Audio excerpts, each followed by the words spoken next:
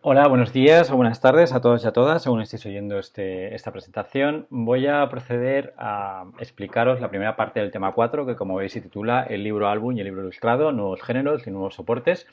Y en esta primera parte del tema me voy a centrar en los aspectos materiales y visuales del libro, es decir, todas aquellas partes que rodean el texto principal, toda aquella información que no tiene que ver exactamente con el texto literario, con las letras, con el código verbal, sino que tiene que ver con lo visual, con el formato, con la tipografía y sobre todo con las ilustraciones.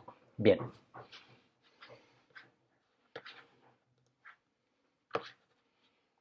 Una figura y un libro que a mí me gusta bastante porque realmente tiene un título que creo que es bastante significativo de lo que estamos viendo aquí. El libro es de Teresa Durán y se llama Leer antes de leer. Os recomiendo que os hagáis con él porque tiene bastantes claves que os pueden ayudar a comprender qué significa la literatura ilustrada y cómo funciona. Y el título es significativo porque habla de el hecho de que comencemos a descifrar información y a descifrar textos incluso antes de saber leerlos. Es decir, antes incluso de que podamos leer un libro en el sentido literal, el libro nos está aportando una serie de información, una serie de datos, una serie de elementos estéticos que nosotros y nosotras como individuos podemos leer desde el principio. La gran pregunta es, ¿cuáles son estos elementos que nos ayudan a leer antes de leer? Es decir, ¿cuáles son estos elementos que podemos leer? Bueno, vale. Fundamentalmente son los siguientes. En primer lugar, los paratextos, de los que hemos hablado alguna vez y de los que me centraré ahora, que son todos esos textos que rodean al texto principal. Ahora haré una definición más concreta.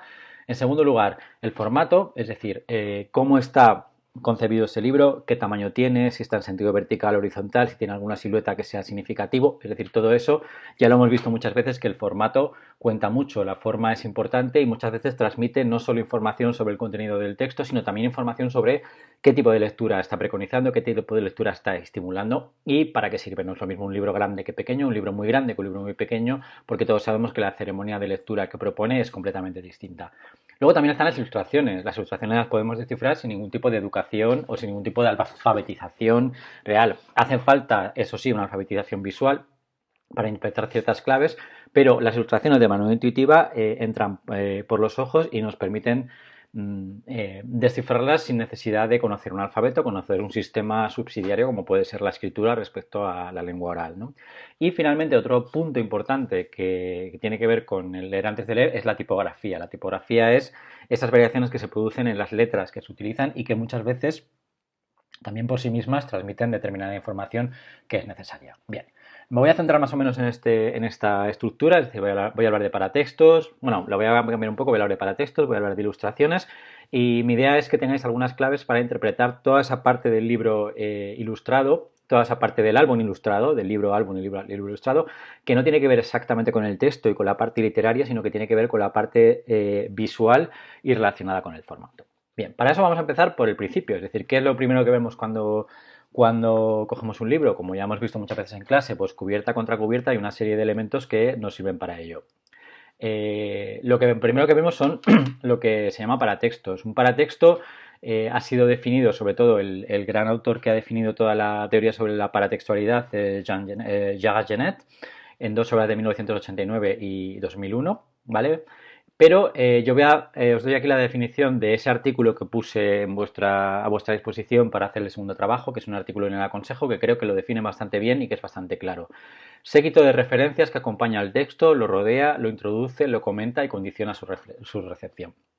Es decir, dentro del libro tenemos el texto principal, pero antes de llegar al texto principal hay toda una información que nos está condicionando para la lectura, que nos puede atraer o repeler a partir de esa lectura y que realmente asimilamos muchas veces de manera inconsciente. Es decir, esto en las obras ilustradas y en las obras infantiles en las que cada detalle cuenta y cada detalle está medido es incluso muchísimo más importante. Como ya he explicado algunas veces en clase, cuando hablamos de paratextos hablamos de dos elementos distintos. Por un lado hablamos de los peritextos, que son aquellos textos que están dentro del propio libro. Entre ellos podemos encontrar el título, el autor, la colección, los textos orientativos, etc. Luego veremos un poco con más detenimiento esto porque lo explicaré al hilo de lo que propone la propia consejo. Y después tenemos los epitextos. Los epitextos son aquellos textos complementarios que están fuera del propio libro, que pueden ser textuales, es decir, las críticas, las entrevistas, los premios, los reconocimientos, y también virtuales, como pueden ser los book trailers, los booktubers, blogs, Instagram, etcétera. Como ya sabéis, los textos más interesantes últimamente y los que están creciendo exponencialmente son los virtuales, porque muchos libros dan lugar a un tejido epitextual muy denso, sobre todo los libros que tienen éxito, y que pueden tener que ver no solo con lo que oficialmente pone a disposición del lector una editorial, sino lo que determinados usuarios espontáneos, lo que se conoce como prosumidores, cuelgan en la red, y que eso facilita también el hecho de que haya determinados materiales que nos puedan servir en nuestra actividad docente y que hacen que el libro prolongue su vida. Luego también hay casos como los que expliqué de la colección de la cuna a la luna, en la que, por ejemplo, hay muchas personas que han colgado vídeos con canciones. Si nos centramos en los peritextos o en lo que Elena Consejo llama espacios peritextuales, podemos distinguir entre exteriores, interiores y dentro de interiores, preliminares y finales. Esto es una fotografía del cuadro que ella misma incluye en el artículo y que tenéis a vuestra disposición, por lo tanto no me detengo mucho en ello. Ella lo desarrolla un poco más y en este cuadro de resumen podemos encontrar una división de los dos. En los espacios peritextuales exteriores son aquellos que se ven desde fuera, es decir, que se ven cuando tenemos el libro en las manos y todavía no lo hemos abierto.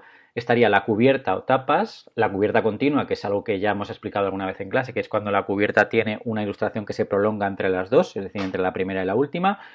La sobrecubierta, la solapa o el fajín, es decir, son aquellos elementos que sirven para cubrir la cubierta y que generalmente en algunos casos lo que hacen es añadir cierta información. A veces la información es completamente superflua o publicitaria, pero a veces sí que esa sobrecubierta sí que complementa el libro. Bien, y luego están los espacios peritextuales interiores, en los que podemos distinguir entre los espacios preliminares, donde tenemos las guardas delanteras, la portadilla o anteportada y la portada y la contraportada, y luego las páginas finales en las que tenemos las guardas traseras. Bien, esto como sabéis lo hemos explicado muchas veces en clase, lo hemos visto en muchas ocasiones, yo siempre lo comento cuando hablamos, pero de todas maneras quería que tuvierais esta información para que pudierais analizar un libro desde el punto de vista peritextual y tuvierais todo concreto.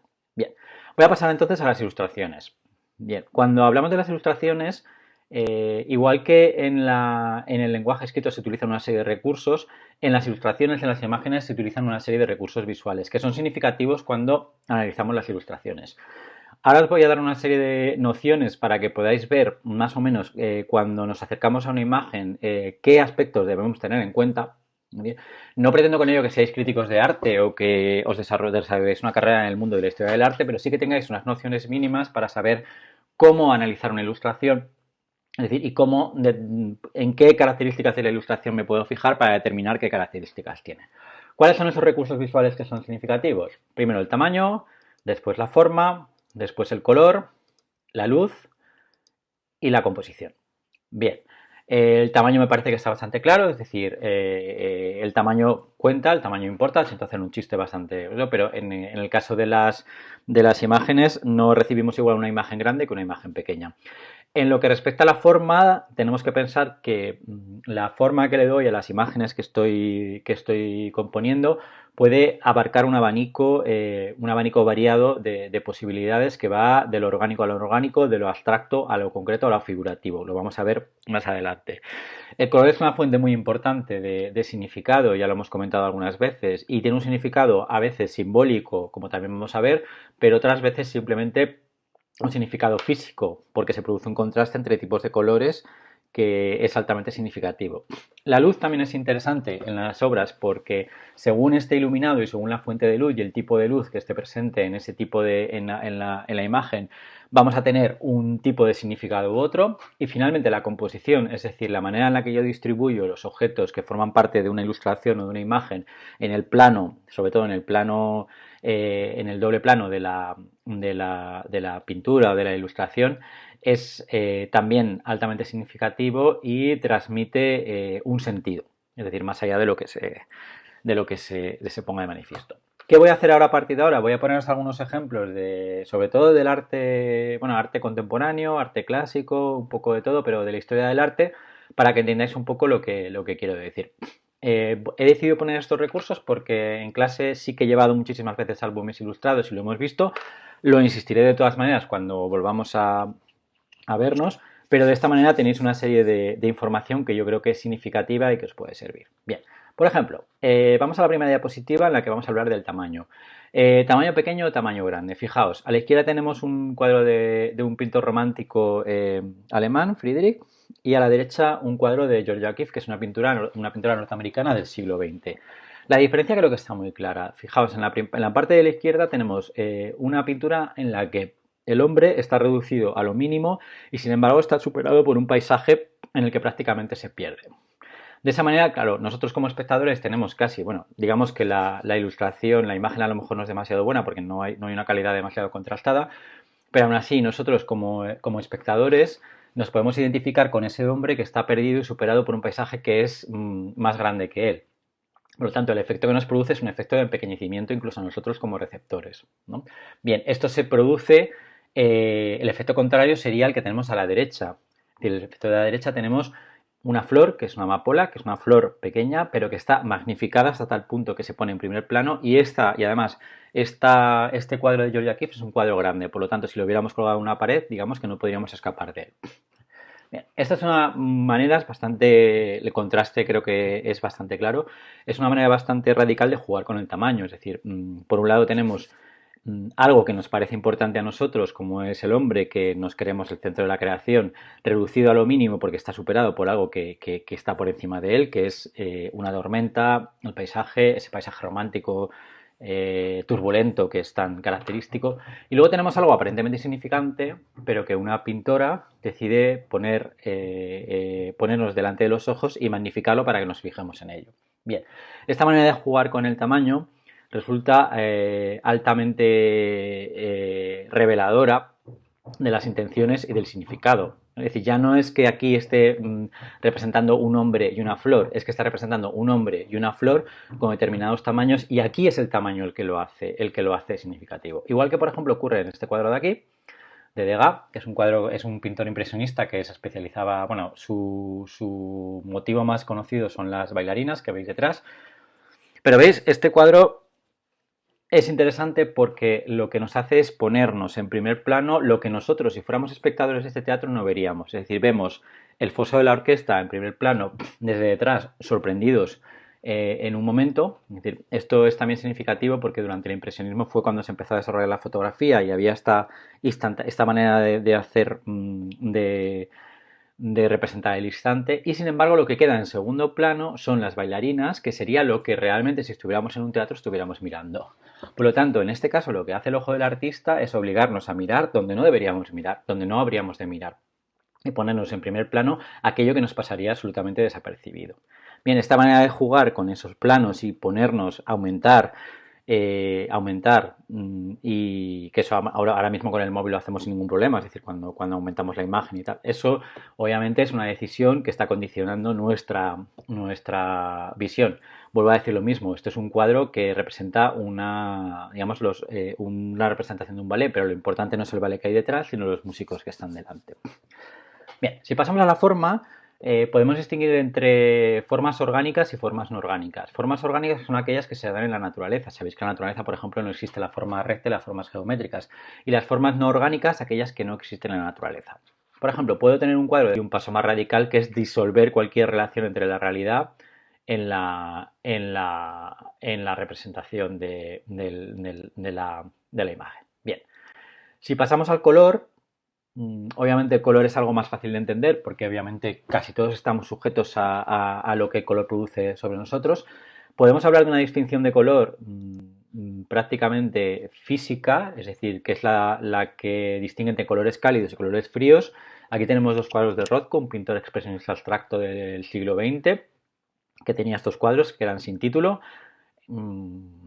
Obviamente me diréis, ¿qué quiere representar aquí? No quiere representar nada, quiere producir un efecto y no produce el mismo efecto el de la izquierda que el de la derecha. Y ese efecto no está basado exactamente en la distribución de las formas, que también, sino sobre todo en la elección de los colores. Son cuadros muy parecidos, es decir, unos son dos manchas, otro tres, bueno, pero el efecto es parecido, pero donde está verdaderamente la diferencia, y vistos así al lado es incluso más evidente, es que uno produce unas sensaciones porque usa colores fríos y otro produce otras sensaciones porque produce colores cálidos.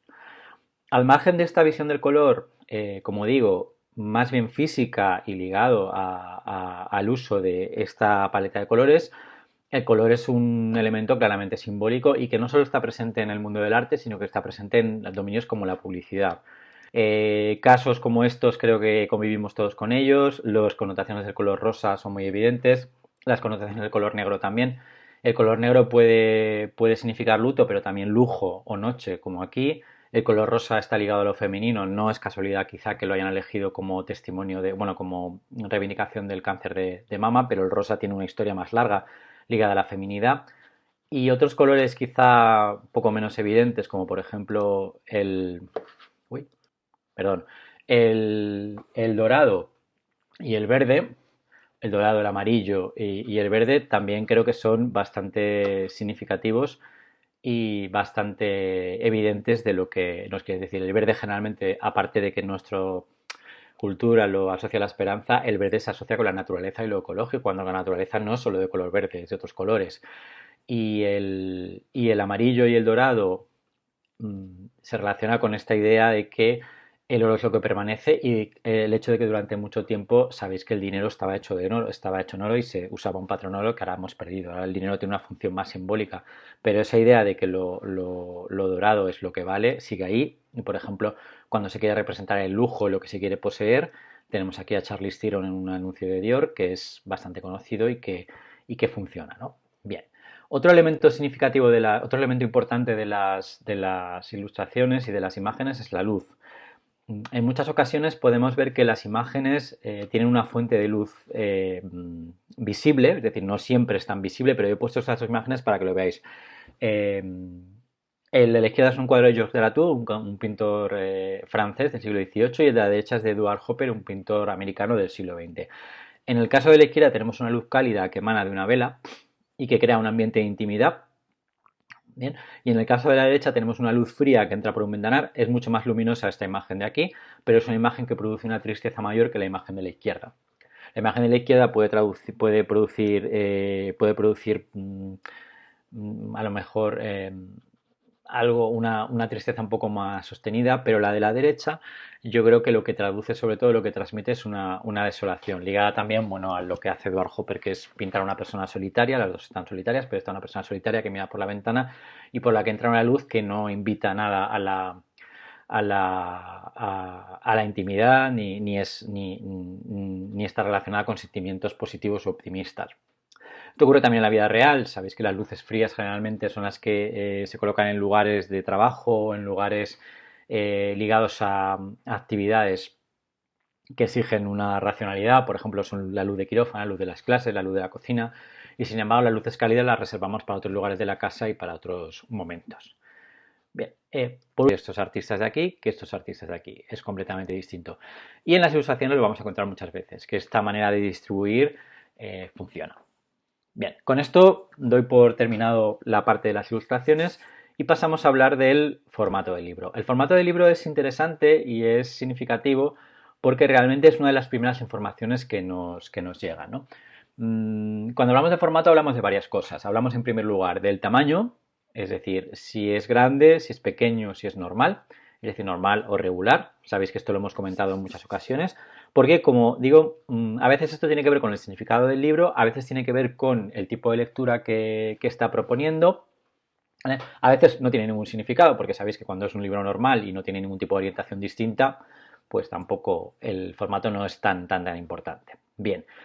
Otra parte interesante es la disposición, que puede ser vertical, horizontal o cuadrado. Lo vamos a ver después, que hay libros, voy a poner 3 ejemplos de libros que no funcionarían con un formato distinto. La silueta es lo mismo, la silueta puede tener algún significado, es decir, hay libros que lo que hacen es adoptar la silueta del tema que tienen forma de animales, tienen forma de casa, es decir, ese tipo de cosas funcionan, ¿vale? Y están también contribuyendo al significado del libro. Y finalmente, hay libros en los que el formato es tremendamente significativo y es verdad donde se revela la importancia de este factor, y es en lo que llamamos libro objeto, o sea, los libros desplegables de solapas de acordeón, donde realmente el formato es un contenido más y el formato está condicionando completamente la lectura. Bien, si hablamos, por ejemplo, de tamaño y de formato, os voy a poner un ejemplo de un libro italiano que se llama Raccontare gli alberi. es decir, contar los árboles, ¿no?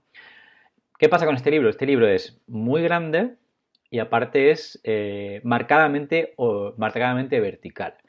No es casualidad, porque lo que hace este libro, luego enseñaré algunas imágenes del interior para que veáis qué tipo de libro, es una especie de catálogo, es una mezcla entre antología poética y catálogo de árboles, es una mezcla entre no ficción y libro de poesía. Pero claro, trata de algo tan grande y tan vertical y algo que nos sobrepasa cuando está a nuestro lado como es un árbol. Por lo tanto, este libro, si fuera más pequeño o si fuera en formato horizontal, perdería sentido, porque ese significado que está proponiendo el formato desde el principio ya no estaría. Lo mismo ocurre con este libro de aquí, ¿vale? Lágrimas de cocodrilo, que trata de un cocodrilo al que envían por correo. Bien, aquí tenemos varios asuntos. Primero, que la forma del libro es alargada, como un cocodrilo. Segundo, que el libro tiene una funda, de que esa funda, que es una sobrecubierta, de esa funda se saca el libro en sí y que esa funda está hecha como si fuera un sobre de correo aéreo. Es decir, esos sobres ya no se utilizan porque ya nadie manda cartas, pero antes cuando mandabas una carta por correo aéreo tenían esta franja roja y azul alrededor. Por lo tanto, otro libro que perdería sentido si el formato cambiara sería este. Es decir, no siempre es tan claro este peso del formato, pero en estos libros que os estoy diciendo sí. O por ejemplo un libro que ya conocemos, que ya hemos visto muchas veces en clase, que es No es una caja, ¿vale? Que tiene forma cuadrada, que tiene textura rugosa, que detrás pone mantener horizontal, que aquí pone peso neto de 250 gramos, con lo cual juega con la idea de que esto no es una caja, pero parece una caja. Otro libro que si no fuera cuadrado probablemente perdería parte del significado. Bien. Otro aspecto interesante de la lectura de los libros es la tipografía. Cuando hablo de tipografía hablo de las variaciones que se producen en las propias letras con las que está impreso el texto del libro.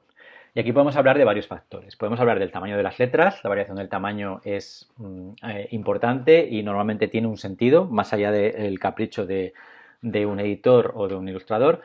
El tipo de letra también, yo aquí os he puesto para recordar mayúscula, minúscula ligada y acordaos que hemos visto varios libros en los que estas letras cambiaban y que eso, en nuestro caso, aparte de que haya una serie de variaciones, está generalmente ligada a la edad a la que va dirigida el libro y al tipo de lector que está viendo, ¿no? Luego tenemos variaciones de color que también se pueden producir y ahora veremos algunos ejemplos de casos además que hemos visto en clase también, los he puesto también para que lo recordemos.